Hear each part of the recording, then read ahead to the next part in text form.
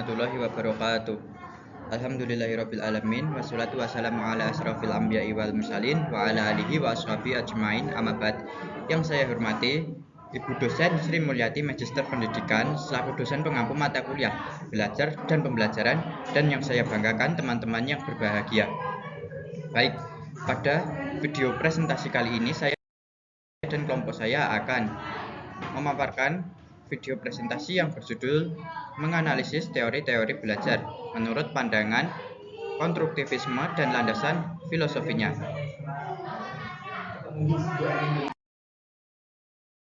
Sebelum masuk ke dalam materi pembahasan, kami dari kelompok 4 kelas 3A yang terdiri dari Mila Puspitasari dengan NIM 1, kemudian saya sendiri Fikrul Hidayat dengan NIM 12, kemudian ada Dania Ratna Kurniawati dengan NIM 17, Desiana Nur Hasanah dengan NIM 24, Rika Amelia Putri dengan NIM 27, dan yang terakhir ada Mas Bayu Aji Prasetyo dengan NIM 38. Masuk ke dalam, yakni pendahuluan. Dalam bab 1 ini, kami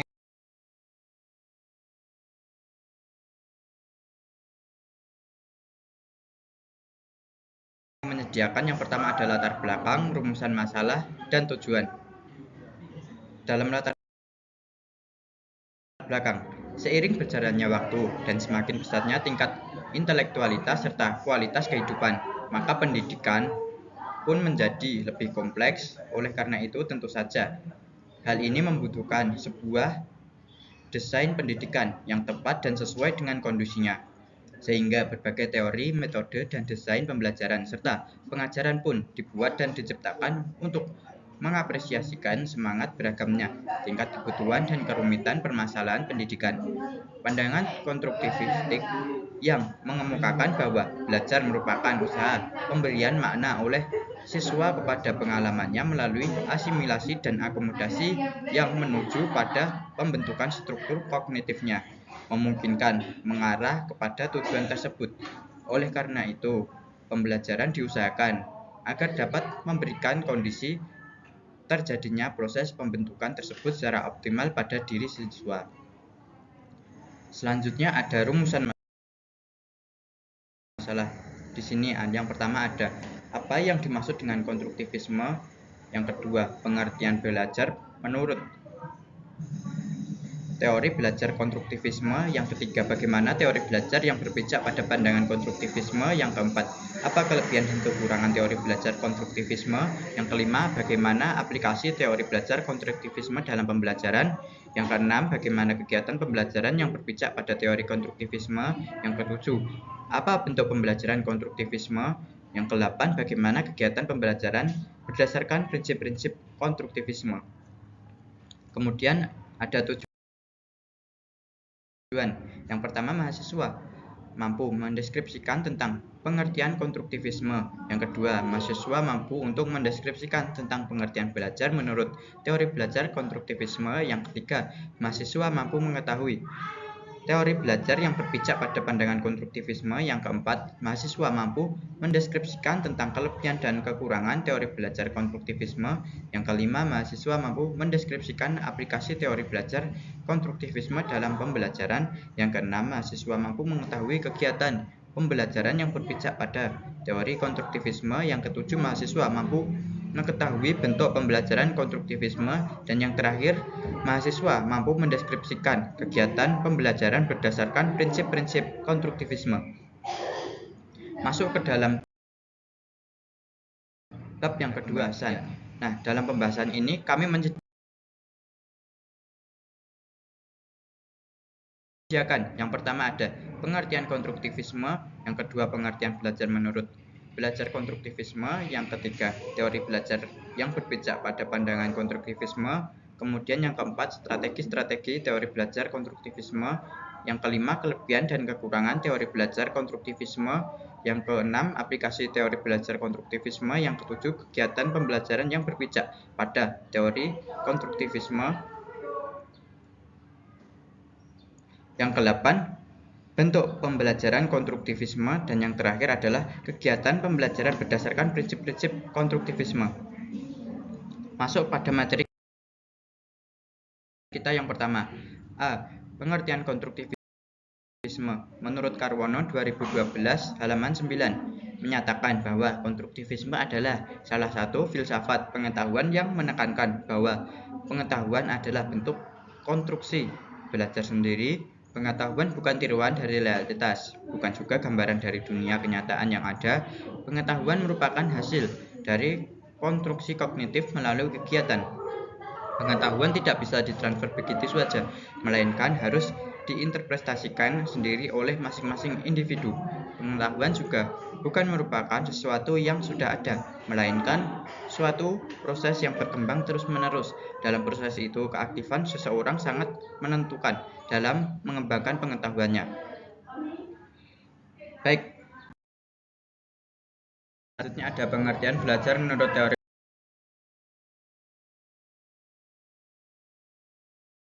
belajar konstruktivisme yang akan disampaikan oleh Mas Bayu. Waktu dan tempat saya sediakan. B. Pengertian belajar menurut teori belajar konstruktivisme. Triantina tahun 2012 menyatakan bahwa belajar menurut konstruktivisme adalah suatu proses mengasimilasikan dan mengaitkan pengalaman atau pelajaran yang dipelajari dengan pengertian yang sudah dimilikinya, sehingga pengetahuannya dapat dikembangkan. Menurut teori ini, satu prinsip yang mendasar adalah guru tidak hanya memberikan pengetahuan kepada siswa, namun siswa juga harus berperan aktif membangun sendiri pengetahuan di dalam memorinya. Materi sudah selesai saya sampaikan. Selanjutnya saya kembalikan ke moderator. Terima kasih Mas Bayu atas materi yang telah disampaikannya. Baik, materi selanjutnya ada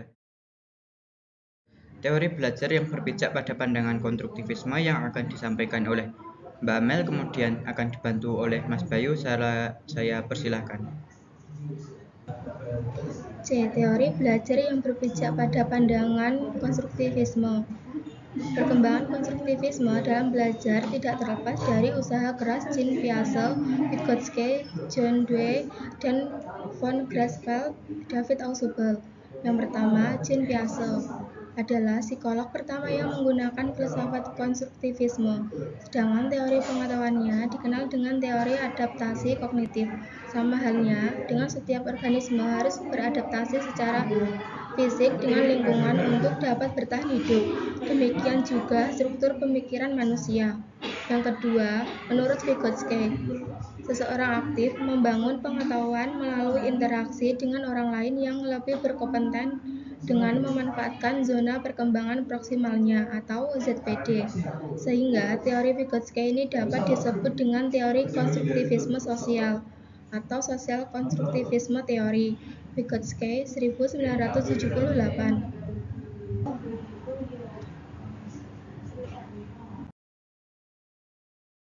John Dewey dan von Grasfeld.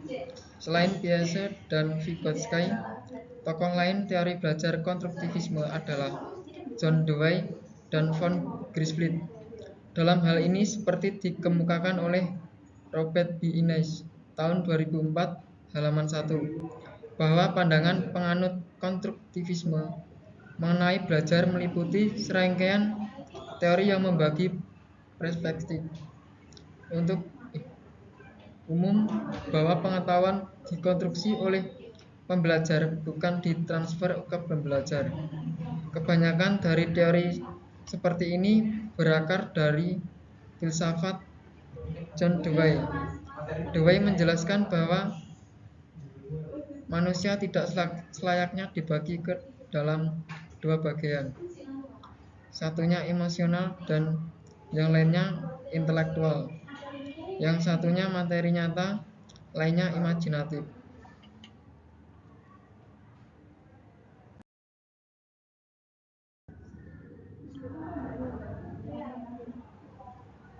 Empat, teori David Ausubel. David Ausubel adalah seorang ahli psikologi pendidikan yang terkenal dengan teori belajar bermakna. Ausubel membedakan antara belajar menemukan dengan belajar menerima. Pada belajar menerima, siswa hanya menerima, jadi tinggal menghafalkan.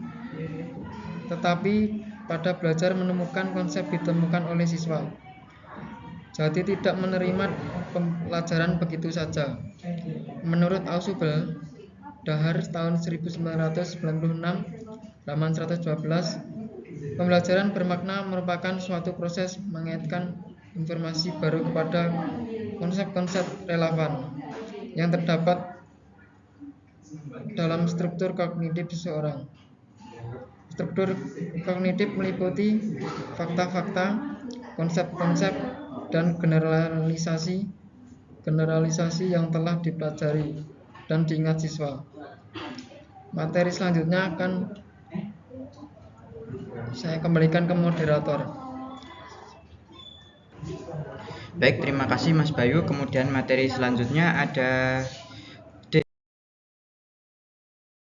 strategi teori belajar konstruktivisme yang akan disampaikan oleh Mbak Amel. Waktu dan tempat saya sediakan. Di strategi teori belajar konstruktivisme, yang pertama ada proses top down, yang kedua pembelajaran dengan bantuan atau scaffolding, yang ketiga pembelajaran kooperatif atau cooperative learning, yang keempat generative learning atau pembelajaran generatif, yang kelima pembelajaran dengan penemuan. Baik, materi selanjutnya saya kembalikan ke moderator. Terima kasih Mbak Amel. Materi selanjutnya ada kelebihan dan kekurangan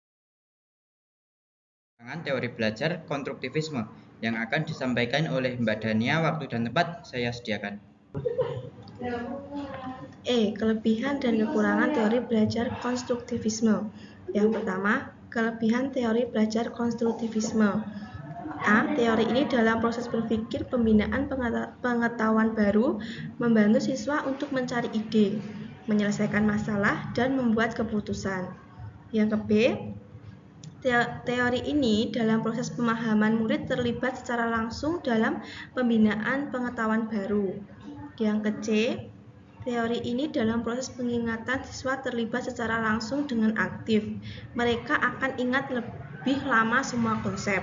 Yang kedua, ada kekurangan teori belajar konstruktivisme. Siswa membuat pengetahuan dengan ide mereka masing-masing. Oleh karena itu, pendapat siswa berbeda dengan pendapat para ahli. B, teori ini menanamkan supaya siswa membangun pengetahuannya sendiri. Hal ini pasti membutuhkan waktu yang lama. Yang ke-C, apalagi untuk siswa yang malas. Kondisi di setiap sekolah pun mempengaruhi keaktifan siswa dalam membangun pengetahuan yang baru dan keaktifan siswa. Baik, materi yang saya paparkan telah selesai. Saya kembalikan ke moderator. Baik, untuk materi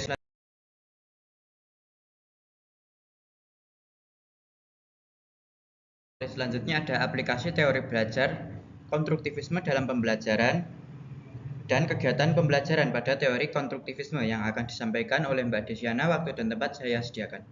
Untuk selanjutnya, F. Aplikasi teori belajar konstruktivisme dalam pembelajaran.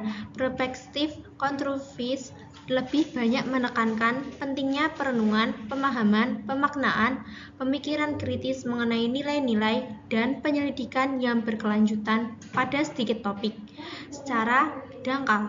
Oleh karena itu, dalam pembelajaran hendaknya para guru memperhatikan hal-hal berikut. Suciati tahun 2001. Yang pertama, pemanfaatan pengetahuan awal peserta didik. 2. Menciptakan pembelajaran yang bermakna melalui pengalaman. 3. Menciptakan lingkungan sosial yang kondusif. 4. Memotivasi kemandirian peserta didik.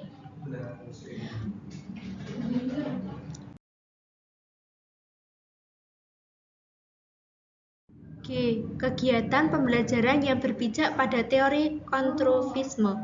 Pandangan konstruktivisme tentang belajar adalah sebagai berikut. Yang A. Konstruktivisme memandang bahwa pengetahuan non-objektif bersifat temporer, selalu berubah dan tidak menentu. B. Belajar adalah penyusunan pengetahuan dari pengalaman konkret, aktivitas kolaboratif, dan refleksi dan interpretasi. C. Seseorang yang belajar akan memiliki pemahaman yang berbeda terhadap pengetahuan tergantung pengalamannya dan perspektif yang di dalam menginterpretasikannya. Untuk selanjutnya saya kembalikan ke moderator. Baik, terima kasih Mbak Desiana. Untuk materi selanjutnya ada hub untuk pembelajaran konstruktivis yang akan disampaikan oleh Mbak Dania dan dibantu oleh Mas Bayu. Saya persilahkan. H. Bentuk pembelajaran konstruktivis. 1. Pembelajaran kooperatif atau PK.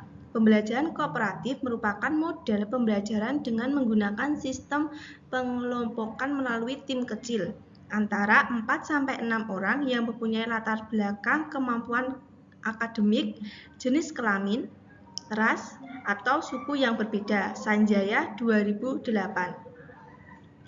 Yang kedua, pembelajaran berdasarkan masalah atau PBM. Pembelajaran berbasis masalah adalah serangkaian aktivitas pembelajaran yang menekankan pada proses penyelesaian masalah yang dihadapi secara ilmiah. Sanjaya 2008. Yang ketiga, ada pembelajaran individual. Menurut Woolfolk 1993, pembelajaran individual adalah pembelajaran yang menekankan pada cara belajar peserta didik yang sesuai dengan kebutuhan, minat, dan kemampuan. Baik, materi selanjutnya akan disampaikan oleh Mas Bayu.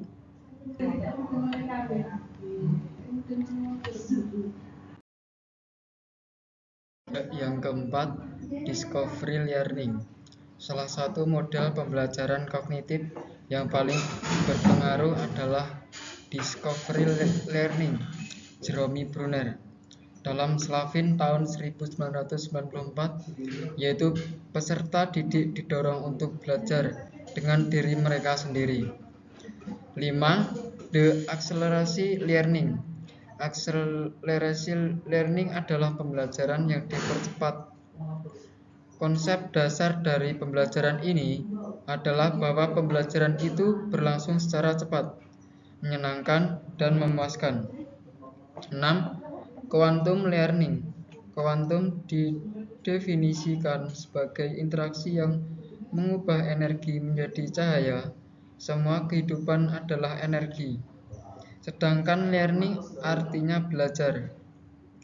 Belajar bertujuan meraih sebanyak cahaya, interaksi, hubungan, dan inspirasi agar menghasilkan energi cahaya. Materi sudah selesai saya sampaikan. Selanjutnya saya kembalikan ke moderator. Baik, terima kasih Mbak Dania dan Mas Bayu. Materi selanjutnya ada I. Kegiatan pembelajaran berdasarkan prinsip-prinsip konstruktivisme yang akan disampaikan oleh Mbak Mila. Waktu dan tempat saya sediakan. Selanjutnya, I. Kegiatan pembelajaran berdasarkan prinsip-prinsip konstruktivisme. 1. Reception learning. Ausable menjelaskan sebuah alternatif model pembelajaran yang disebut reception learning. Para penganut teori resepsi ini menyatakan bahwa guru mempunyai tugas untuk menyusun situasi pembelajaran, memilih materi yang sesuai bagi peserta didik, kemudian mempresentasikan dengan baik pelajaran yang dimulai dari umum ke yang spesifik. 2. Assisted learning. Assisted learning mempunyai peran yang sangat penting bagi perkembangan kognitif individu. Vygotsky menyatakan bahwa perkembangan kognitif terjadi melalui interaksi dan percakapan seorang anak dengan lingkungan di sekitarnya, baik dengan teman sebaya, orang dewasa, atau orang lain dalam lingkungannya. 3. Active learning. Menurut Silberman, cara belajar dengan cara mendengarkan akan lupa. Dengan cara mendengarkan dan melihat akan ingat sedikit, dengan cara mendengarkan, melihat, dan mendiskusikan dengan peserta didik lain akan paham. Dengan cara mendengar, melihat, diskusi, dan melakukan akan memperoleh pengetahuan dan keterampilan. Dan cara untuk menguasai pelajaran yang bagus adalah dengan mengajarkan. 4. The Accelerated Learning. The Accelerated Learning adalah pembelajaran yang dipercepat. Konsep dasar dari pembelajaran ini adalah bahwa pembelajaran itu berlangsung secara cepat, menyenangkan, dan memuaskan. Pemilik konsep ini, Dave Meyer, menyarankan kepada guru agar dalam mengelola kelas menggunakan pendekatan something, auditory, visual, dan intelektual. 5. Quantum Learning. Kuantum didefinisikan sebagai interaksi yang mengubah energi menjadi cahaya. Semua kehidupan adalah energi, sedangkan learning artinya belajar. Belajar bertujuan meraih sebanyak cahaya, interaksi, hubungan, dan inspirasi agar menghasilkan energi cahaya. Dengan demikian, quantum learning adalah cara pengubahan bermacam-macam interaksi, hubungan, dan inspirasi yang ada di dalam dan di sekitar momen belajar. Baik, terima kasih Mbak Mila. Masuk ke dalam bab kita yang terakhir, yaitu penutup.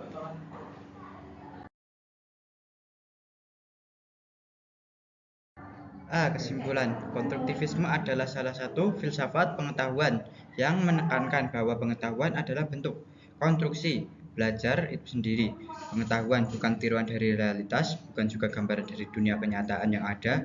Belajar menurut konstruktivisme adalah suatu proses mengasimilasikan dan mengaitkan pengalaman atau pelajaran yang dipelajari dengan pengertian yang sudah dimilikinya, sehingga pengetahuannya dapat dikembangkan. Terdapat tokoh-tokoh dalam teori belajar yang berpijak pada pandangan konstruktivisme.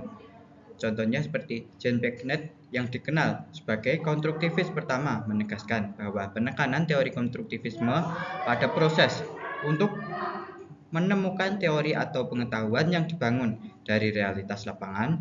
Peran guru dalam pembelajaran menurut teori konstruktivisme adalah sebagai fasilitator atau moderator.